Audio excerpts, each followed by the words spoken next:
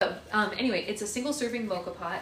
It's from Italy. I bought it while I was in Florence, and this is pretty much how they make coffee in Italy almost exclusively. I hope you know we have lots of, that handle's gonna be hot as hell. Yes, it is. It's going to be very hot. This one, or this is really my favorite for hot. Oh, because perfect. it's I'll use nice that and then. thick. I'm just getting the milk out. And flexible. Thick and flexible. Flexible. We like You that. know, I hate the ones that are stiff. Yes, we have a silicone one at home, which is not my favorite. Yeah. Yeah, you can't have your face on camera. No faces. Yeah. So we're just gonna make coffee, and that's how we're gonna get down. Okay. Yeah. And if Anna will move, I will eat. That would be so lovely for you. And you're gonna stand when you do it? Probably gonna have to if she doesn't let me sit. Sometimes she lets me sit, sometimes she doesn't. We'll see. Okay. I like to sit. I used to sit. It was so great. Okay, well, There was a time when I sat for every book club, you will. but Have that you- hasn't been recent. Okay. Yeah. Good morning, everybody. As you can see, we are in our temporary location. I am making coffee on the stove because, you know, we're adjusting to our temp location, and the coffee is starting to come out. It's very exciting for me. Yay! Can you guys see it over there? That the coffee is starting to like do its little thing. We are gonna, yes. Well, do you guys remember when I used to sit for book club? Do you guys remember those days? That was a fun time for us, huh?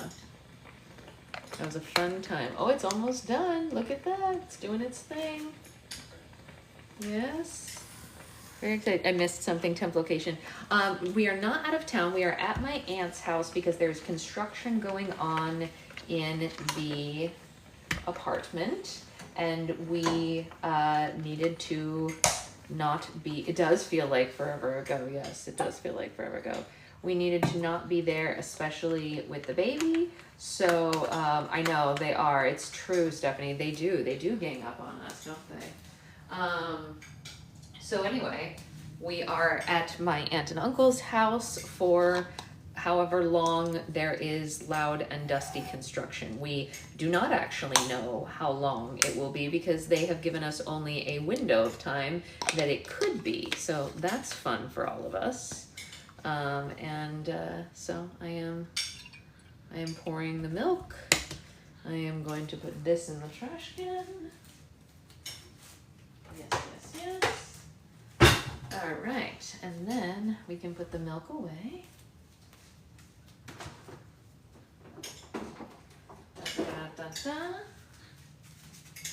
My husband would drool over oh yeah. They do have a very nice stove, it's true. Dear TikTok, why? Sincerely me. Why? What did it do? All right, so here's my handy dandy little mocha pot, making me my coffee for the morning. Look at that. You see how nice that is? All right. Coffee ahoy. And now I have coffee. What do you think it did? I think it filtered you. That's all I can imagine. Missing book club for a day is, yes, it's terrible. I still got it. I still make coffee. Let's see if it tastes good. Do we think look at this cup that they have. Isn't this a gorgeous cup?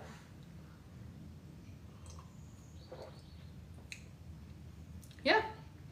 Huh, interesting. What coffee is this? Oh, it's a Lavazza, that's why. Oh, it's good. It's good. Yeah.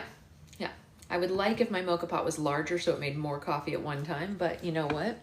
You make do with what we have. And what we have is a small mocha pot because when I lived in Italy, it was just me and I wasn't as tired, so I just made one at a time. Those were the days when I drank 1 cup of coffee a day. What a cute time for me. How cute am I? Yeah, I mean, you know, it's pretty good. I have to say, not too bad. Not too bad. Good morning. I fed the dog before book club, so I won't forget today. Very good. All right. I think I've missed a week popping in here and there, but so busy. Oh, I know, they do. Well, the good thing about the fact that we're reading a memoir means that even if you missed a couple of days, it's not like a storyline thing. Like, yeah, you might have missed parts of his life or whatever, but you can kind of enjoy the pieces that we're reading anyway. So yesterday we read about his experience in Spelling Bee, which unfortunately was not as good as I would have wanted because I loved the show. I wish that his experience had been better, but 'twas not. And today we're going to read chapter 5, which is called Highs and Lows. All right, here we go. So how exactly does one become a movie and TV star? Well, it would seem that what you really need to do is get as far away as humanly possible from both film and TV. After 4 years of desperately trying to break into the Los Angeles film scene by auditioning and doing short films and meeting with casting director after casting director, begging them for one chance after another, it turns out that all I really needed to do was a 1-year detour doing a small musical about prepubescent children in what essentially was Broadway's black box theater. What does he mean by that? So a black box theater is, generally speaking, a theater that is very small and has no sets. It's called a black box theater because it's literally like a black box and you can build upon it. However, Spelling Bee, I mean, he says it's essentially a black box theater because it's not really. Circle in the Square is by no means a black box theater. I think what he was saying is that it had kind of pared down sets, if you will, but they did still have sets. So he's being a little facetious in this, in that it is the smallest theater on Broadway and such what, but it's not really a black box theater. And we continue. I had gotten enough great buzz off of the show that the second I arrived back in LA, suddenly I started getting in the room for some very high-profile projects, including Doug Liman's movie called Jumper and a J.J. Abrams production of an alien invasion movie called Cloverfield. Oh, I actually saw that. Huh, interesting. And the soon-to-be iconic Tropic Thunder, an audition so insanely bonkers with me going full tilt at a role that Jack Black would later brilliantly play. And that video got passed around years later and got me some other very high-profile meetings when I was just starting out. Hey, Nikki. We're just barely 1 page in, so you didn't miss much. There was one project, however, that I was aggressively pursuing more than any other, based on my deep admiration for the book it was being adapted from. Sony was assembling a young group of 20-somethings to play the real-life MIT whiz kids who had broken Vegas by mathematically counting cards at the blackjack tables, hence the title of the film, 21. 2 adult leads anchoring the film would be Lawrence Fishburne and the artist formerly known as Kevin Spacey. After a few auditions and callbacks, you think that's funny? Was that a funny joke? Did he make a funny joke? Yeah? Someone was filtered. I think it was Amanda. Kevin Spacey. After a few auditions and callbacks with the director and producers, I was finally cast as the lead character, Ben. I was finally cast as the lead character's best friend, Miles. The character Ben was played by Jim Sturgis. Yeah. The character was essentially a sidekick. Okay. You don't want to take a nappy nap? You see Aunt Phil? Yeah. Say hi. Say hi. She's watching that because all she can see is me. That's a Screen Mommy. You see Screen Mommy? Screen Mommy. Real life Aunt Phil. There's Panda. You see all the things? Yeah. The character was essentially a sidekick, but one that would allow me to bring some comedic relief to an otherwise dramatic proceeding. The movie was set to shoot in Boston and Las Vegas, and I couldn't have been more excited to be making my film debut. Aside.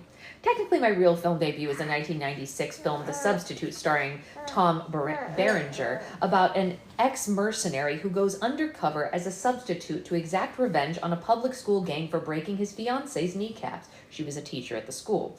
My best friend, Seth, who didn't bother to read the fine print, saw that a new movie was casting high schoolers for a Tom Berenger film and volunteered to get us to go to a shoot one Saturday. I was so excited. I figured that I was either going to be in a fun high school comedy or a cool drama like Dead Poets Society. Well, all of that changed, however, when we pulled up at 5 a.m. to the downtown Miami set. From the second we arrived, it became fairly apparent that we were essentially the only two, oh my, okay, I can't say this word on TikTok. They were the only 2 people not in a GANG, but he used a different word for it than that, who had shown up to work that day.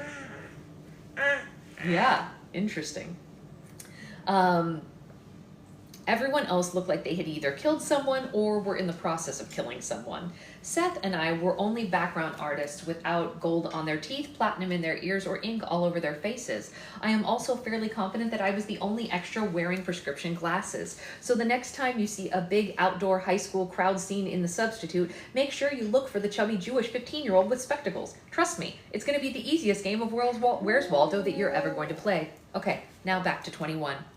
2 months of filming 21 were basically an elongated bachelor party. I immediately connected with the younger cast, including Jim, Kate Bosworth, Aaron Yu, Sam Golzuri, and Liza Laparia. I don't know most of those people. I pretty much only know who Jim Sturgis is among those. Oh, hey, Brittany, long time no see. What's up?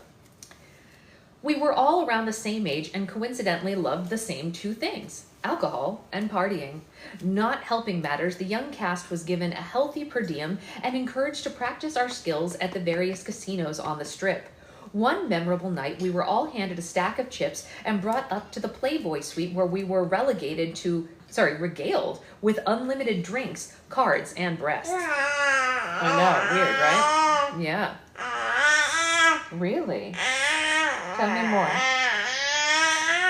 It's time for a nap. Yeah. It's time for a nap. I know. Yeah. Is this too wet? You want this off? Okay, I'll take it off. It's too wet. We'll take it off. That's okay. All gone. All gone. Okay. Blah, blah, blah, blah, blah, blah. We all took a multi-day course in counting cards, keeping track of the cards played to calculate the probability of certain ones being dealt, which, given my horrific math skills, would prove fruitless in any future gambling pursuits. Our advisor during the shoot, really, was one of the actual MIT card counters from the Van Merizik book, named Jeff. For a card counter, Jeff looked and acted more like a frat boy than a brilliant mathematician. He was ripped, with slick back black hair, ready to party all night long everywhere we went. Again, I would not recommend Las Vegas when shooting a movie with and about young people. Yeah. The hilarious... Really? Tell us more. Yeah, you want to lay your head down? You want to lay your head down? Yeah, that's the book. You see it? Very nice. The hilarious thing was that anytime we would go into a casino, their entire security team would descend and ensure them that he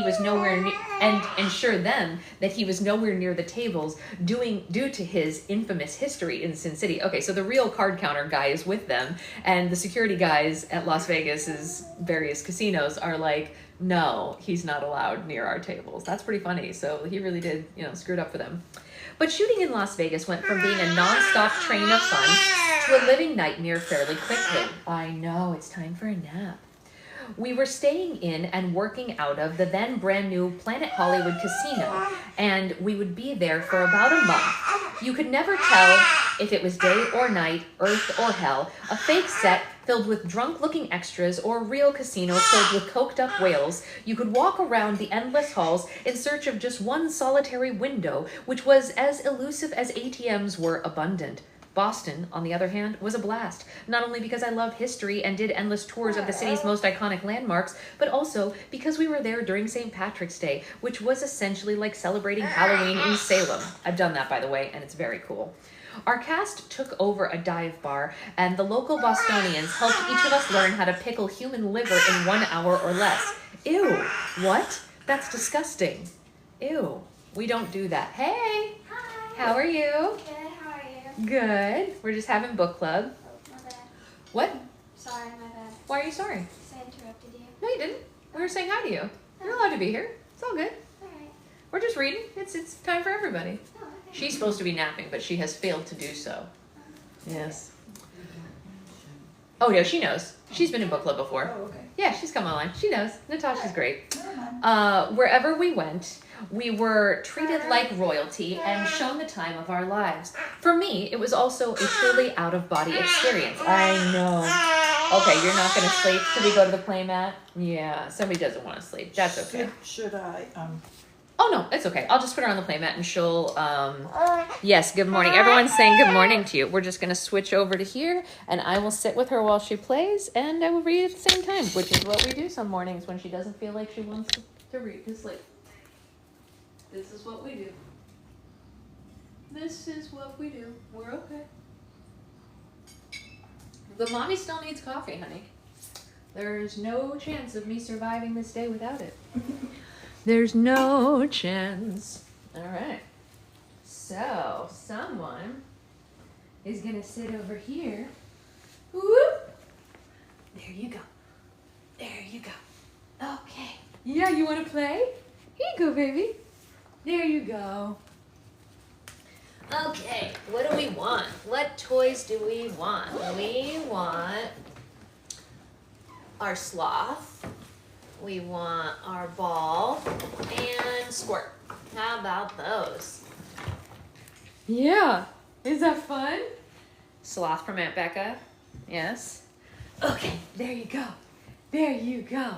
All right, and we're back. Yes, good morning to everybody. It's true. My child needs to stop petting my hair. No overstimulation, quite like being a mom. Yeah, it's true. That's why the hair at the back of my head looks the way that it does. It won't let me unfilter your comment, Becca. I can see it, but I can't unfilter it. That's really weird. Yeah, this right here, that's your fault. Yeah, 100% your fault. I know. Oh, you did already. That's why. Oh, it's weird. It's still showing as like blurred out on my end. Okay, well, you can do that, and we'll do this. And off we go. Back to Josh Gadland.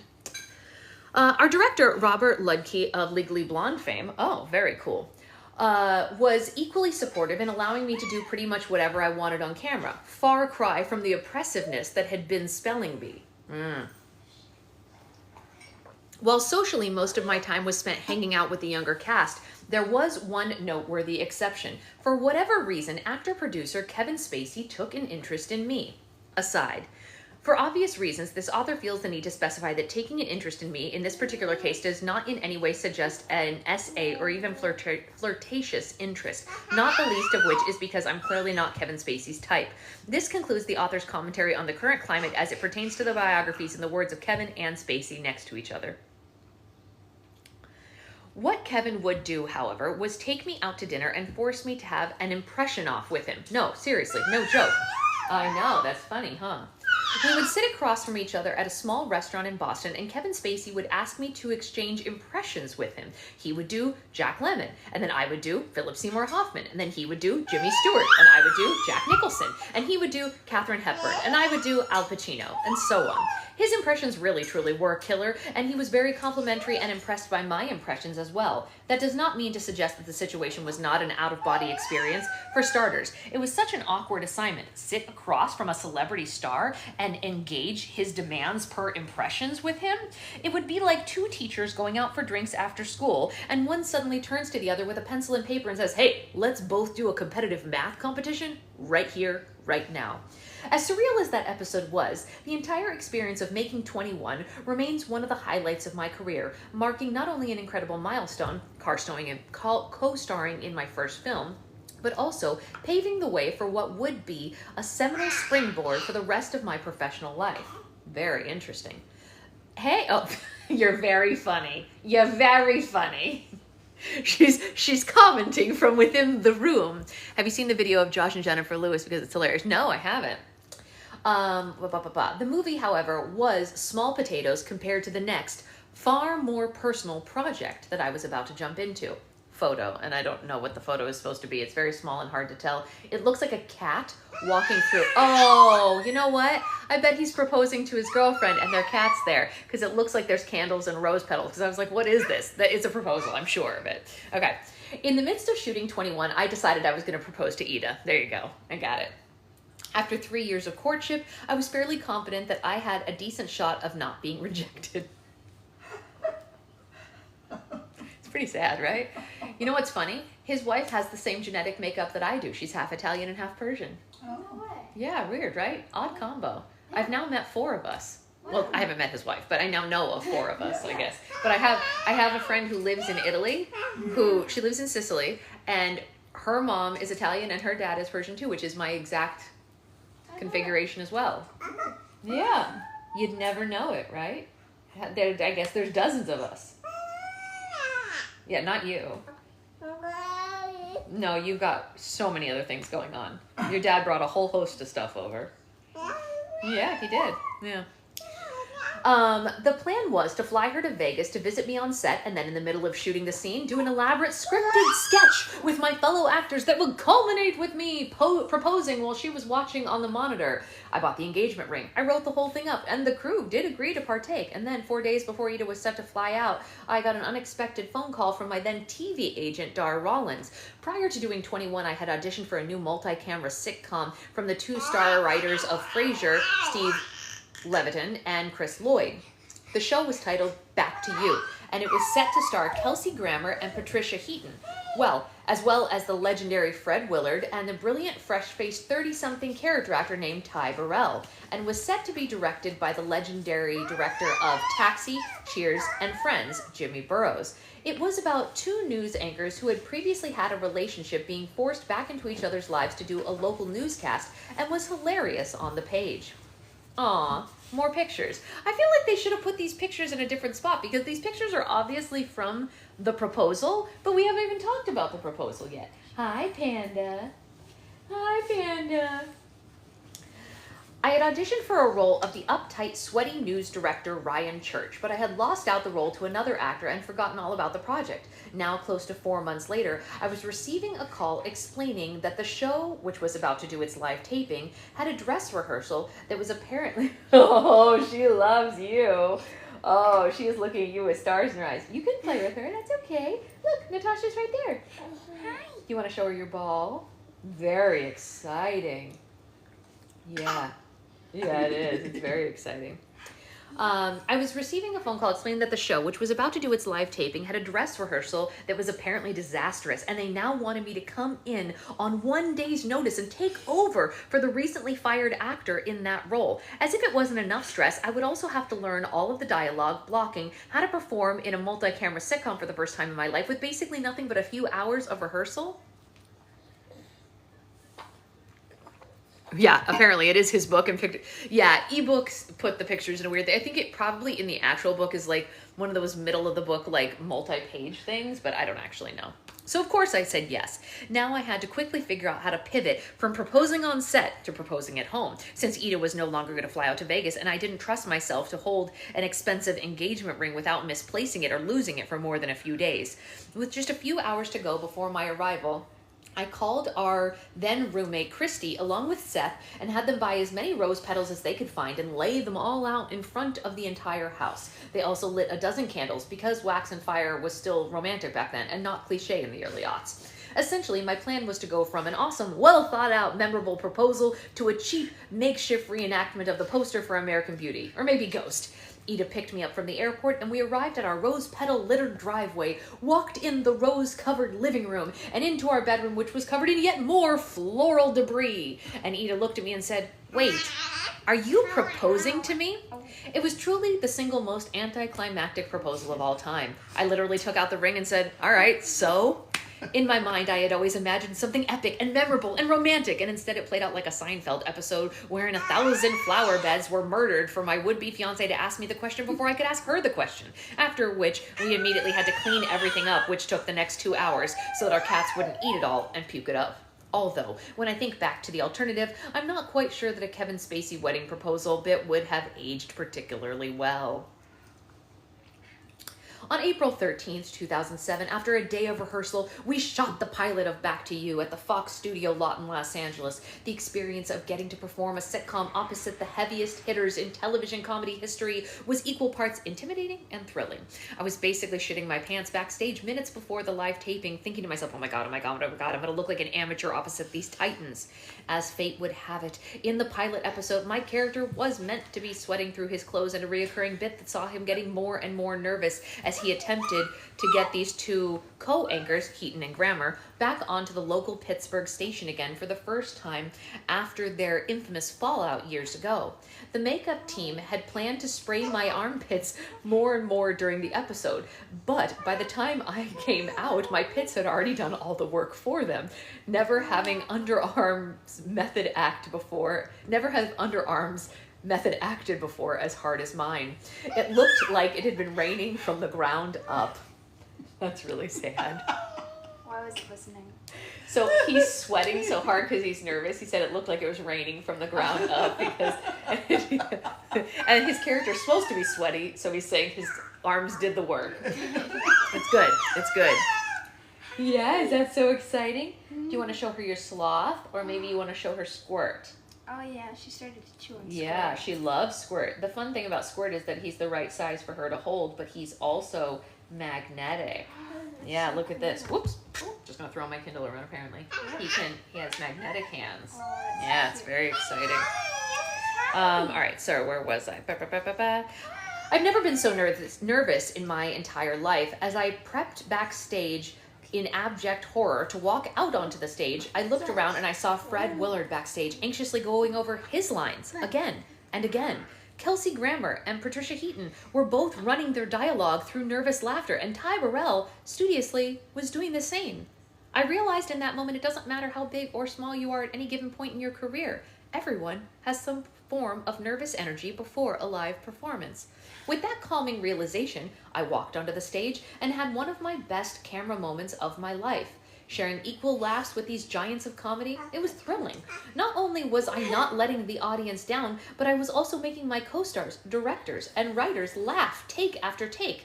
Prior to that moment, I had never had the opportunity to lob jokes back and forth with people that I'd grown up revering. Little did I know that would become a reoccurring blessing in my career. And here's a picture of him with Kelsey Grammer and maybe the director. I don't know. I can't tell who that other person is.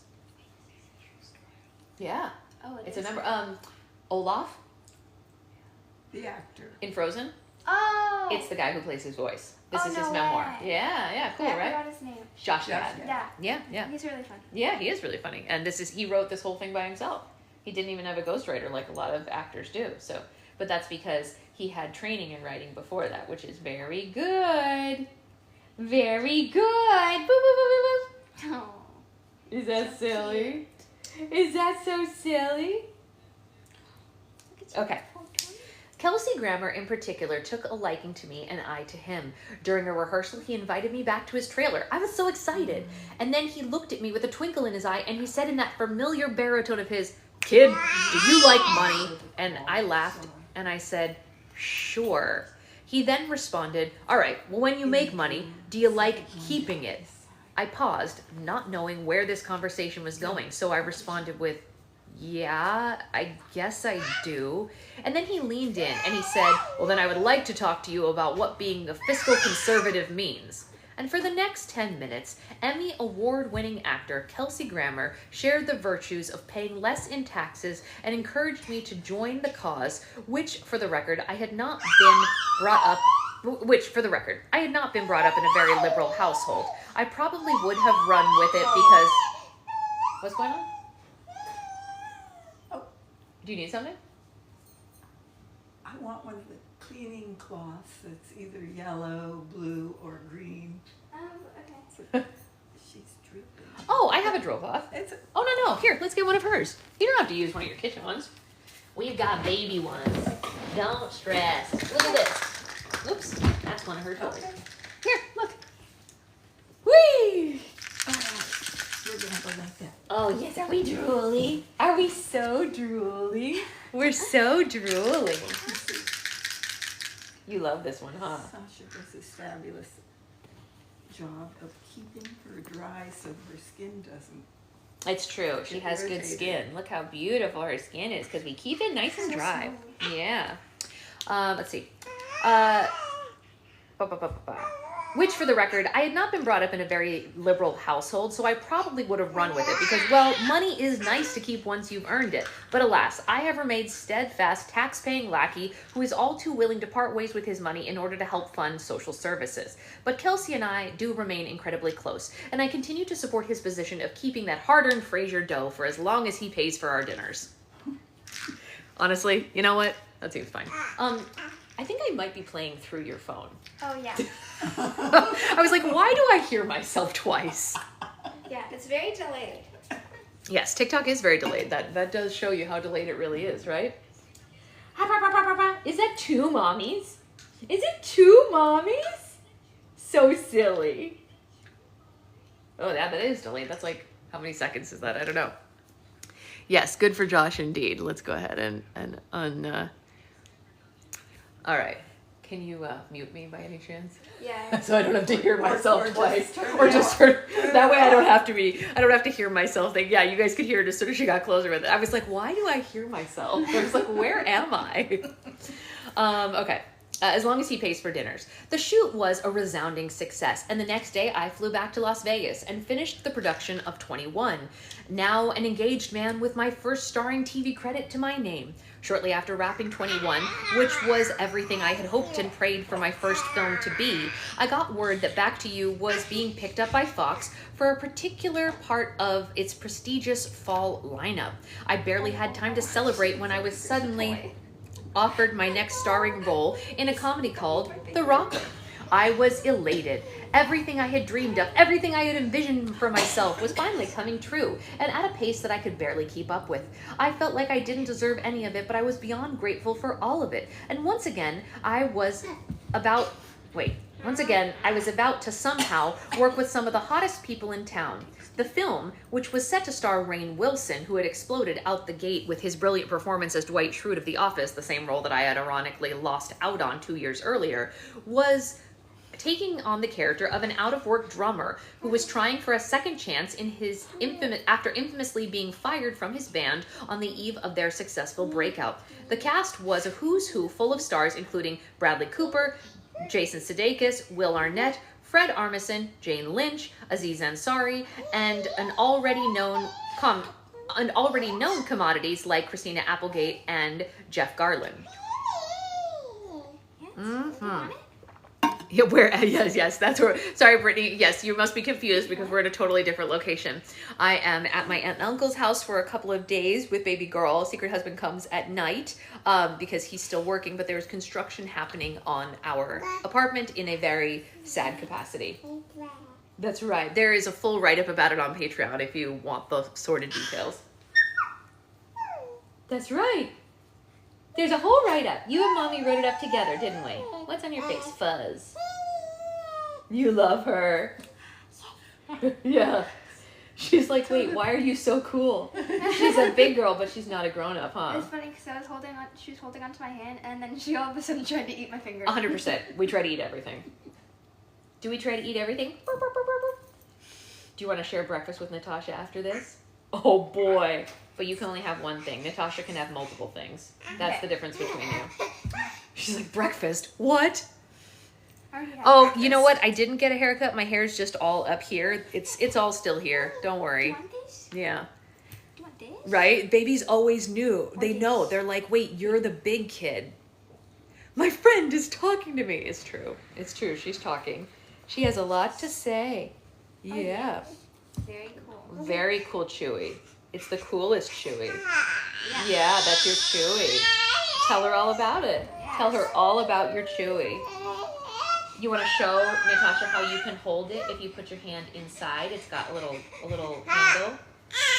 Look at that. Cool. That's so cool. Nope, we don't want to hold it like that. She prefers to hold the bottom part, even though there's a handle. Okay, live your Maybe best she life. held it with the handle for a second.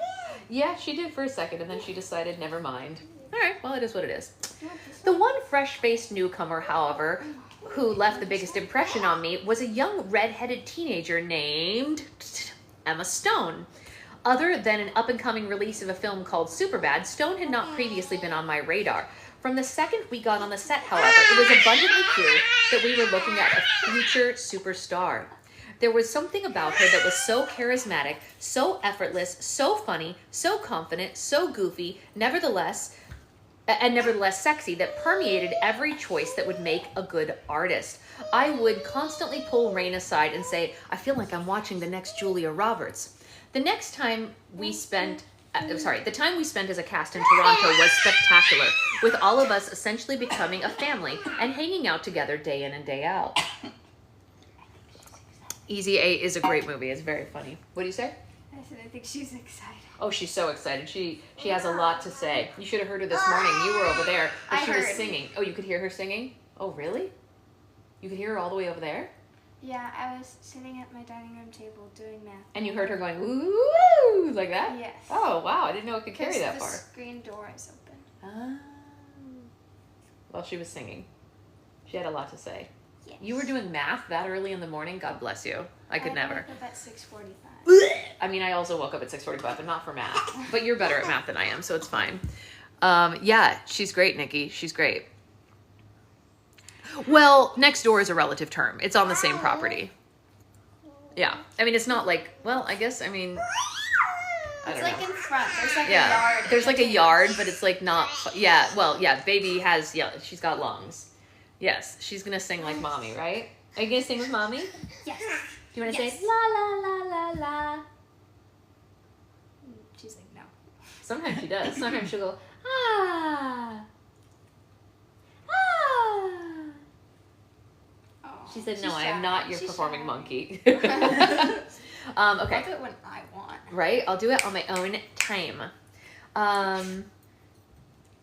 The time we spent as a cast in Toronto was spectacular, with all of us essentially becoming a family and hanging out together day in and day out. The first few weeks were all about learning how to play instruments. Emma was on bass, Teddy Geiger was on guitar, Rain on drums, and I on keys. There was only one problem. I had no idea how the hell to play the keys. The production hired an Eastern European man named Dimitri to teach me, and poor Dimitri might as well have been teaching a lizard to paint nudes. I was hopeless. While my co-stars all legitimately knew how to play their hearts out accurately in the film, if you ever actually watch what I'm doing, it's pure nonsense. At night, the cast would all gather around and watch rock-inspired films or documentaries. One particular inspiration was a Wilco documentary called I'm Trying to Break Your Heart. We also watched the brilliant Metallica documentary, Some Kind of Monster, during which I pretended to know and like Metallica's music, something that I actually do appreciate now and don't have to pretend to enjoy anymore. And here's a picture of the cast. Oh, she likes jewelry. Oh, yeah, very exciting. Is that a bracelet? See, mommy has one too. You always try to pull mommy's off. Oh yeah, she really wants it. Yeah. She's like, please, shiny. She's like, Natasha, give it to me. She's like, I'm the baby now. Good treasure. Good treasure. Oh, fun. The emo cheerleader from Bring It On. Yeah, it's pretty great. No, it's okay. Really. I can have it back now. It's really okay. Once rehearsals were over and production began, our schedules became insanely stacked. We worked crazy hours and only had Sundays off. One particularly fun memory that I have is all of us shooting a sequence that took place in an arena that was meant to be the big performance at the end of the movie. We had only had access to the arena for 24 hours and not 1 second more. Unfortunately for us, the nature of our shoot allowed filmmakers to keep us there shooting for all the seconds of those 24 hours. I'll never forget our producer, the incredibly gifted and renowned Sean Levy, showing up bright-eyed and bushy-tailed at 1 a.m. And after we had already been shooting for 18 hours straight and playing with the scenes that we were blocking, well, by that point, Emma, Rain, Teddy, and I were literally holding one another in place for fear that our legs were going to give out, while simultaneously trying to please a very energized and enthusiastic Sean. Our poor director, Peter Cantano, was so behind and so despondent by that point that all we could do was laugh because we were so deliriously tired and slap happy. Another great memory on the set was working with the late Howard Hessman, who had been a staple in my household on classics like WKRP in Cincinnati and Head of the Class. All day long, I would shower him with questions about his storied career and geek out on tales from his classic sitcoms and other iconic works, like his role in the 1980s Disney film Flight of the Navigator. On one particular night, I dragged him and his wife Caroline to see Ratatouille in theaters. Neither of them had ever seen a Pixar movie before, and they were reluctant to go. When the lights came up, however, they were both teary-eyed and euphoric. It was such a joy to see a grown man in his 60s be so taken aback and full of wonderment at an animated film, especially one that culminates with a grown man remembering wonder. Talk about art resembling life. On the heels of shooting The Rocker, I started to find myself more and more interested in casting positions. One film that was offered to me was a small 2-day role in a movie called Crossing Over, starring Harrison Ford and Sean Penn. An awful and unwatchable movie, by the way, if you unwisely decide to search for it. Yikes. Sad. What was incredible about this experience, however, was getting to see a very likely stoned Harrison Ford, one of my absolute idols, practicing his bullwhipping skills with some kind of bullwhip tutor outside of his trailer in preparation for the next Indiana Jones film. He and I got a tragically bad photo together on the set wherein I look like I could be Meatloaf's heavyset daughter, and by meatloaf, I'm referring to the food.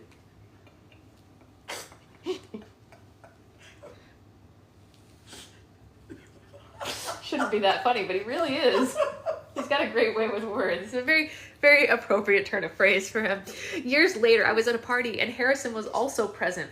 That evening, I was hanging out with a young Haley Steinfeld, whom my agent also represented, when she approached him and she got a selfie. After Haley took a pic, I asked Harrison if we could also snap a picture together. Harrison looked at me and in that iconic gruffy snarl said, "No."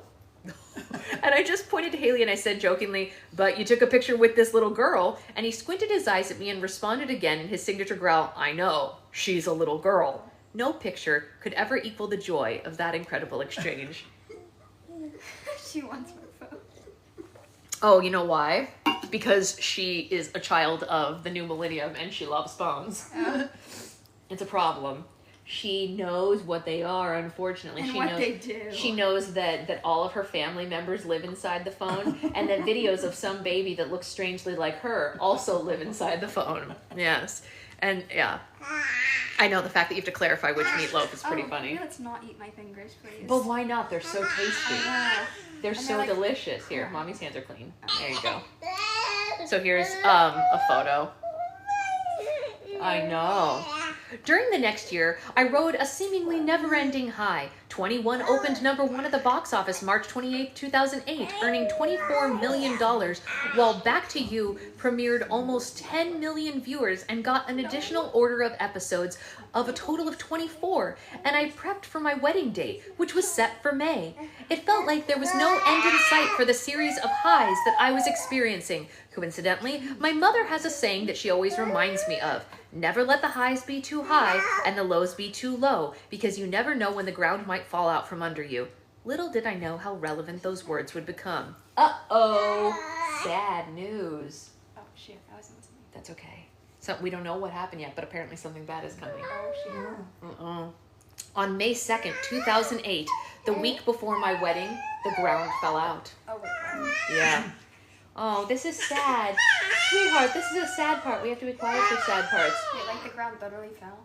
Well, no, but emotionally. Oh, okay. You I know, thought so. Yeah, It's yeah. Just like, Yeah. Go ahead, do it. You love it. I know you love it. It's her new favorite thing. I do that all the time. Yeah. Who doesn't love it? Go ahead. You have to say ah though. Ah. It only works if you go ah. Ah. Look. You can do it. Oh, shoot. My mom's telling me to come back. Oh, okay. Well, we'll see you later. Alright. We're not going anywhere. I mean, we are, but we'll be back. Alrighty. Are you coming to the pool with us later? I Or you have don't know. camp? You have a play date with B. Oh. I am hanging out with my friend at Oh. a pool. I don't Oh. know which one you're going to. We're going to our pool, but we'll see you later. Okay. Don't stress. Have fun at your pool. We'll have fun at our pool. We'll see you later. See you later. Yes, she said it's sad, but we must tell the world. Right. Yeah. On May 2nd, 2008, a week before my wedding, the ground fell out. I received a phone call from my stepdad, Stan, at 5 in the morning, and he was sobbing. In the background, I could hear my mother wailing. "She's gone," my mom was screaming through tears. "And who?" I desperately responded. And Stan softly answered, "Your grandmother. She's gone." Nana, as we lovingly called her, had died peacefully in her sleep. My grandparents lived next door to my parents, and that morning, my grandfather woke up to find the love of his life had slipped away in the middle of the night at 82 years of age. They called my parents, hoping that they could somehow resuscitate her, but she had already been dead for hours. She hadn't been sick. She hadn't had a disease. She just went to bed one night and never woke up. My heart was shattered. My grandmother had been my very own superhero. She and Papa had survived the atrocities of the Holocaust and had built a new life out of the rubble, providing their children and their grandchildren with opportunities that they themselves were robbed of in their childhoods. My grandmother, who had heroically escaped from the Nazis on the death march, had been so full of life and was now nothing more than a memory. And, for me, the most heartbreaking thing of all was that she had been meant to fly out for my wedding that very week. That is sad. But it sounds like she lived, a good life after she got out. Ida, who was set to leave 2 hours later for her bachelorette party in Vegas, asked me if she should cancel. And I said, absolutely not. And I booked myself on the first flight home, crying nonstop and feeling desperately alone on the plane. The funeral was one of the hardest things that I have ever endured, with my grandfather falling to the ground sobbing. I wasn't even sure how my parents could come to my wedding in 3 days, given everything that had just transpired. By some miracle, though, my parents convinced my grandfather to fly out with them, which everyone knew was what Nana would have wanted. I'm grateful that he was there because it was a good distraction for him. I'm also grateful that he was there because it was a good distraction for me. The night of my wedding, as I was surrounded by family and loved ones, Chris Lloyd and Steve Levitan, the creators of Back to You, delivered the news that our TV show that had once been so promising had just been canceled by the network. Oh, the hits just keep coming. Yikes. Really harsh. The network, which had premiered, the show, which had premiered to great numbers, had steadily declined in its run, finally losing all of its momentum during the writer's strike of 2007-2008. That happened to a lot of things. Yeah, that was a hard time. I couldn't help but laugh at the insanity of it all. Of course, over 1 week, I had lost my grandmother, my job, and was now having a wedding that I could barely afford. Yet somehow, that night ended up being one of the greatest of my life. I was surrounded by incredible friends from within the industry and all parts of my life. I was getting hitched to a beautiful and way out of my league wife, and I was watching my grandfather, who had been paralyzed by sadness mere days before, now bravely taking the mic and making the entire audience laugh their asses off while explaining to them that he wanted me to use my connections in Hollywood to get him a good deal on a Jaguar. That's pretty funny, actually. I know, that's silly, huh? Most importantly, I felt surrounded by the presence of my grandmother. My grandmother had loved butterflies, and so we decided to get a box of them and release them during our vows. My niece, Sydney, opened the box, and at first the butterflies literally just fell to the ground.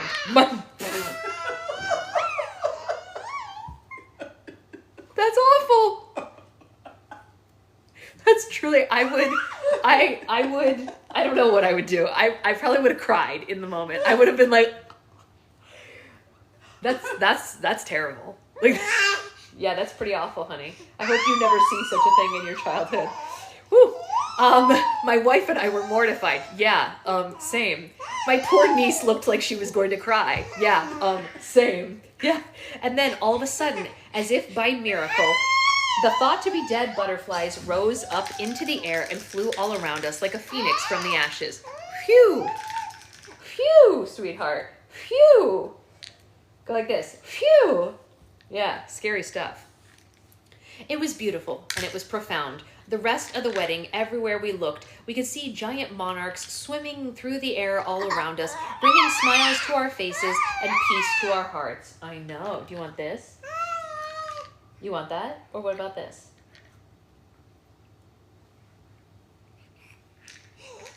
Oh, okay, you don't have to have it. Listen, you do you. That night, in the presence of family and friends, I was able to settle my fears, my nerves, my sadness, and instead of celebrating with the people that I loved most in a beautiful ceremony held at the stunning botanical gardens in... Wait. What?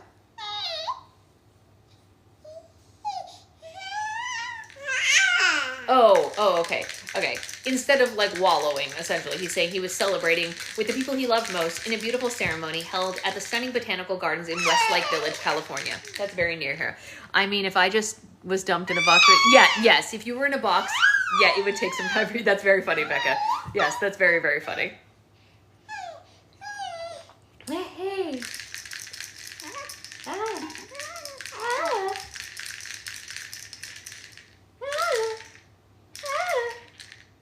Okay. Let's see. You want this? Oops, sorry. Sorry about that. It's silicone, you're fine. The week was a perfect guidepost to the rest of my life. It had been a cascade of highs and lows, sometimes happening simultaneously, and I think a part of my ability to accept the often tumultuous nature of what I do is that I can look back at the bravery and perseverance of my two individual heroes, Nana and Papa, that remind myself that there's no hardship that I will ever experience that can possibly compare to the adversity that they endured as children. They gave me a lot in our time together.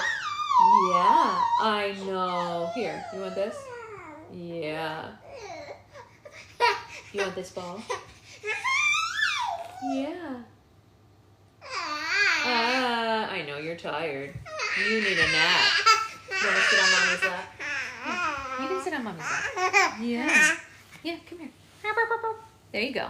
You can see Mommy. Wait. Why are we sad? Look at Mommy. Look at Mommy. You want to sit up? You want to sit up? You can sit up. Yeah. Maybe we just want to sit up. There we go.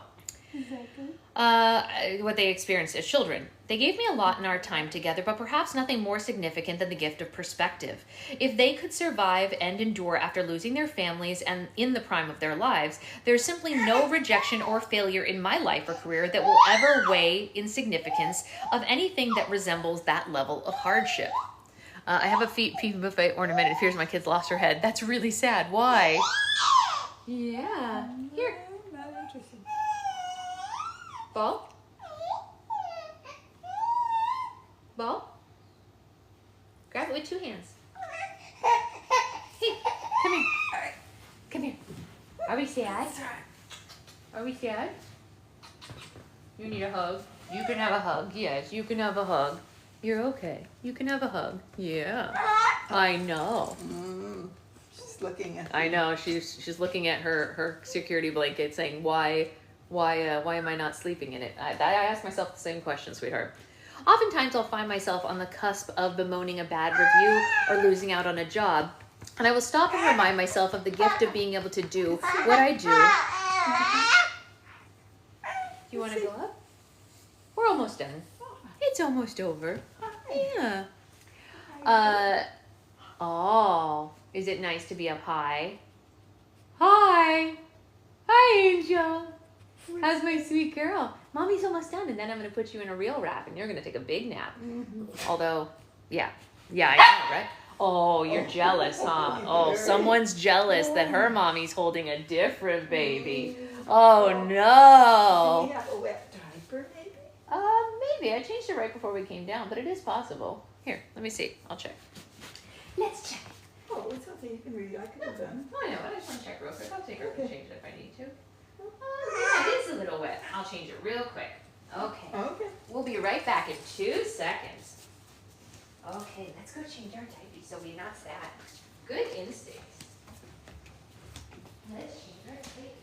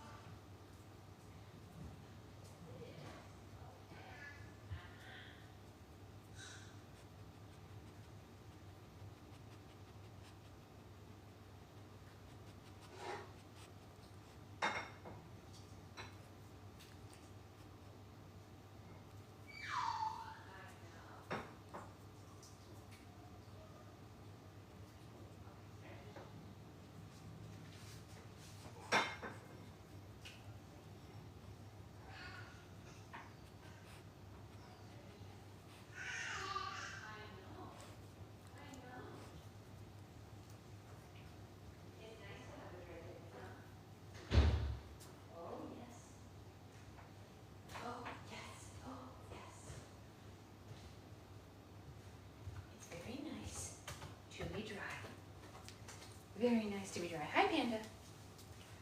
Okay. Here we go. Panda. Okay. You go right here. Give her some space, Panda. Yeah. Okay. What happened? What happened, Becca? Hi. Let's see. Where was I?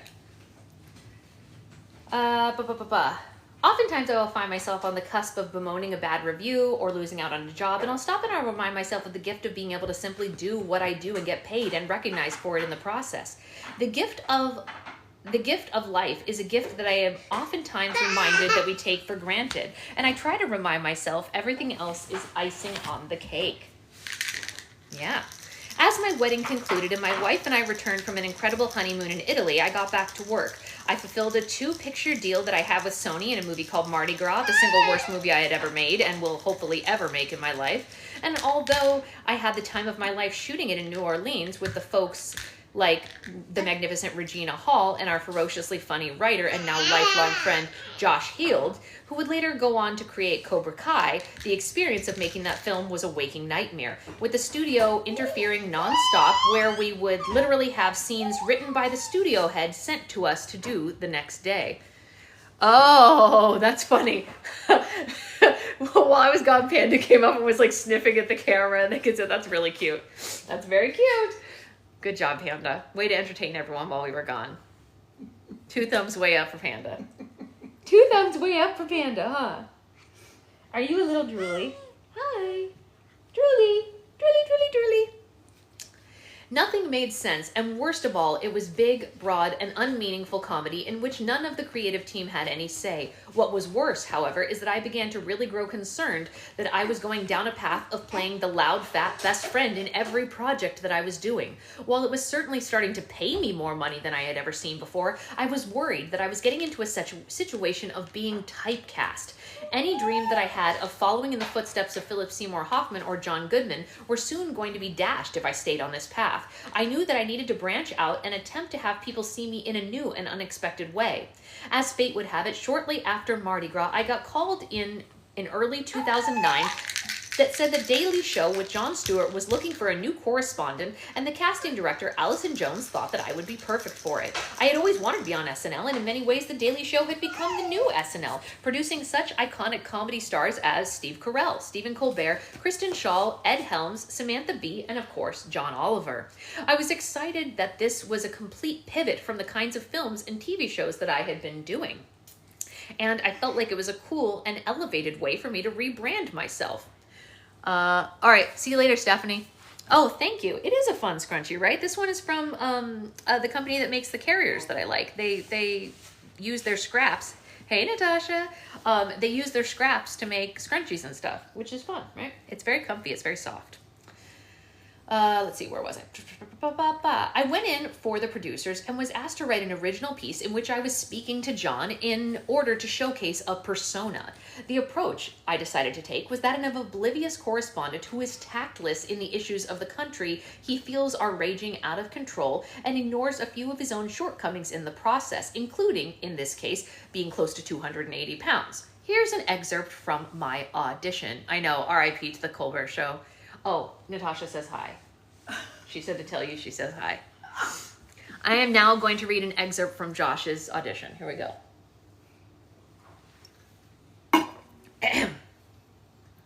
Johnny, today I'd like to talk to the people who are misrepresenting us as a country, the people who are consuming all of our resources. Today, Jonathan, I would like to talk about fat people. This is a nation of fat. This is a fat nation. People like Jack Black and those who look eerily similar to Jack Black are just adding to the madness. Did you know that more than 20% of adults are fat in every state except Colorado? And that's only because fat people can't breathe in Colorado because the air is so thin? John, I get that it's hard for these people, but you know what? Deal with it. I have my own hardships. Thank God weight or being compared to Jack Black isn't one of them. It's very funny because all those things are absolutely 2 of them. As I struggled to breathe in my 2 sizes too small suit, the producers were dying laughing. I ended the audition by leaning in for an intimate moment and finishing with, God, Johnny boy, I hope our metabolism never gives up on the both of us, or you and I are really going to be in trouble. Within a week, I was offered The Daily Show, and I couldn't believe it. I was also weighing significant offers for 2 different network pilots that were each going to pay me close to $50,000 an episode. But there was no way I was going to do them because I had to be on The Daily Show. And then I got The Daily Show offer, $3,000 a week to write and star. Well, that was a lot of money on paper. I knew it wouldn't be nearly enough to up and move to New York City with Ida. And I couldn't afford a place, not only a house, or give us the lifestyle we needed to start a family, which we were beginning to talk about. I was shattered. I promised myself I would never make decisions based on money, but at nearly 30 years old, I couldn't really afford to turn down life-changing money and instead take what would amount to around $4,000 a month after paying my agent, my lawyer, my manager, and Uncle Sam. I talked it through with my family and Ida and decided that there was no way that I could make it work. I called John myself to break the news and thanked him for the opportunity, and what happened next blew my mind. He said, "What if we allow you to be a guest correspondent? You fly in and out when we need you to do as many pieces as your schedule allows." I wanted to cry, "Done!" I screamed. I could continue to live in LA with my wife and do The Daily Show? Hell yeah. My first appearance on The Daily Show in a studio desk piece with John was, to put it bluntly, an unmitigated disaster. The bit was me sitting opposite John at his anchor desk, playing various characters in rapid succession. I was dry-mouthed, over-the-top, dreadfully unfunny in every way, shape, and form. The laughs were few and far between, and I felt like an absolute fraud. I was experiencing strong levels of imposter syndrome, and I would have fired me if I had that power. I felt like I didn't belong alongside the iconic people who had graced these halls, especially John, and fully caved under the pressure. I remember hearing the silence of the audience and pushing the jokes harder, which made the whole thing collapse even more. My stomach dropped. I was certain that I would never be asked back again. And as I walked backstage, I avoided every single person on the staff for fear of getting booed. And after each episode, John would call everyone into the office to do an autopsy on what worked and what didn't. He was very kind that evening, but rightfully not very effusive, talking through parts of the bit very articulately and telling me which parts worked, a very few, and which parts didn't work, many, but offering suggestions for the next appearance that might help me settle into the role a bit more. I had a sleepless night that night, tossing and turning and replaying the whole terrible sketch over and over again in my head, and that morning I woke up with new resolve. I had to get back on the show immediately, and after some self-introspection, I thought the best use of my skills would be in a field piece, like a 60-minute style segment, pitting the Daily Show anchors against colorful interviewees and backdrops about various topics from the mundane to the insane. I knew in my heart that I needed to change the narrative both for myself and for John, as well as the producers, and I thought that the best way to do that was to illustrate that in a completely different way than the type of Daily Show appearance I'd had. I started to email all the field producers to see if they were working on anything that might give me a chance at redemption. I knew that I needed to get back in the ring and show them that they had not made a mistake when hiring me. None of the producers seemed to want to engage with me, but after a lot of persistence, I finally got a bite. The show was looking to do a piece about people who are making long-term investments, not in stock and real estate, but in semi-automatic and automatic weapons. The absurdity of this premise was exactly what I had been looking for. We mapped out the piece. We pitched it to John, who was silently reading the outline while chewing on a giant gumball from his office gumball machine. And with a couple of spot-on notes from him, we went off to shoot. A few weeks after my disastrous first segment, a new piece aired, and it was a massive success. The segment was the perfect fusion of everything that I had comedically hoped to achieve on the show, allowing me to improvise and showcase my absurd comedic voice and play the faux passionate and devoted news anchor opposite the equally passionate, albeit real, people trying to explain to me the benefits of investing in an AR-15 over an AK-47 and vice versa, or buying those same weapons as gifts upon the birth of a child. Go watch the segment if you don't believe me. The audience lost their mind, and John raved about my performance. I had exorcised my demons, redeemed myself, and impressed one of the best comedy minds out there. Picture of him and Jon Stewart. Yes, see? Very nice. Once again, it proved to be a good reminder of my mother's favorite adage, never let the highs be too high, and never let the lows be too low. While bouncing back and forth to do episodes of The Daily Show, I was also filming a movie called Love and Other Drugs, directed by Ed Zwick? I don't know. And starring Jake Gyllenhaal and Anne Hathaway, who would remain dear friends long after filming was complete. One day, as Jake and I were driving home from the set in Pittsburgh, I asked him if I could play a demo of a new musical that I had recently done a workshop for in New York, hoping to get his advice on whether I should pursue it further. He said, "Yeah, pop it on." And I played the opening number, and Jake laughed his ass off. I skipped to another track on the album, and his face slowly went from joyful enthusiasm to abject fear and terror. He stopped the car, and he said, "Dude, you cannot..." Oops, sorry. I'm a human, I swear. I'm going to read this line because this is going to be important. He stopped the car and said, "Dude, you cannot do this, whatever it is. This is going to be way too controversial. Who the hell wrote this?" And I paused the music and I looked over at him and I said, "The South Park guys." And that's chapter 5. And we all know what happened there. It doesn't take a genius to find out that Jake Gyllenhaal was wrong again. We're Swifties in this household. We are not Jake Gyllenhaal fans. No. We are not? We are not Jake Gyllenhaal fans because he was mean to Taylor Swift and we don't like people who are mean to other people. Yeah. Oh, okay. Well, Yeah, best choice he ever made was doing that. It's true. Okay, we're gonna go because we obviously haven't napped and we need to nap, but that was chapter 5, and I will see you all tomorrow for chapter 6, and hopefully we'll sleep through chapter 6 with a nap time. All right, bye guys. See you later. I know.